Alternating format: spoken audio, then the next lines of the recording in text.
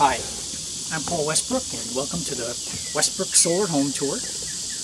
We're going to talk about solar in two distinct categories. The first is passive solar, and then the second will be active solar. So passive solar originated probably in high mountainous climates where it was cold most of the time, and they wanted to gather as much free solar heating as possible. So a lot of the early passive solar designs were for a different climate than Texas. When we decided to do passive solar in Texas, we really had to think about how do we reject a lot of heat for 2/3 of the year and only capture it for a few months of the year. And so there are several techniques to do that, and we have a lot of them on display here in the house. First thing is keep your footprint compact, minimize your square footage. We used a two-story design, a stacked floor plan to compact ours. The second thing is think about the orientation, how your lot sits with respect to the sun, how your house sits with respect to the sun. We have great shading on the east and west sides with the trees that we have, and most of our windows are on the north and south. Minimal windows on the east and west, even though we have shade trees, and I'll talk more about window location and overhangs in a little bit. The next thing you want to do is have a well-insulated, well-sealed envelope. And the system we used is called structural insulated panels, or SIPs. And this is a section of one. It's got a styrofoam core insulation, and oriented strand board is laminated to each side, and it's a very rigid structure.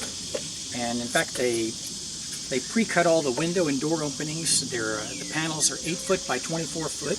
They back the trailer up into the yard. 3 guys on a crane assemble the house in a matter of days. And one of the nice things is there's no studs in the wall. The skin, the structural skin, carries the load, and so there's no thermal bridging around or through studs every 24, 16, 18 inches, depending on your house design. So this also is very, very airtight. It's very low infiltration, very low leakage. And I'll talk more about that when we talk about the mechanical systems of the house. So you can see here we have a galvalume metal roof, which is highly reflective. It's also class 4 hail resistant, which is nice. And it'll probably outlive me. It's probably going to be around for 50, 60, 70, 80 years.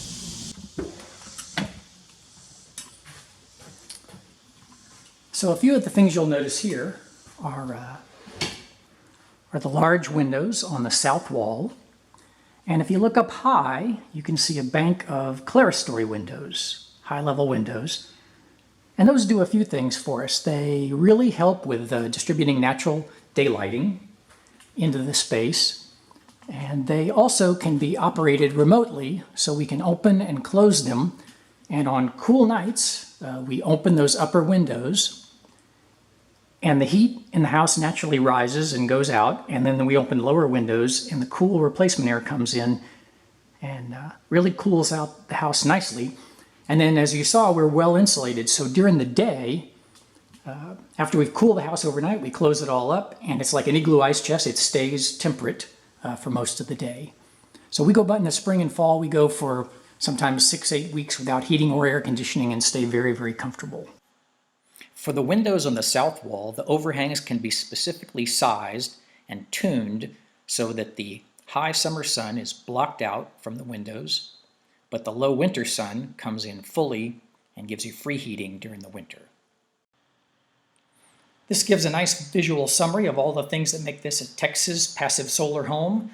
The footprint, the reflective roof, windows in the right place with the right overhangs. We insulated the slab, we got structural insulated panels, and we even burned our garage into the side of the hill, and it keeps the garage very temperate all year long. This gives us a very, very energy efficient home. For extensive details of the house, see my book, The Joy of Efficiency.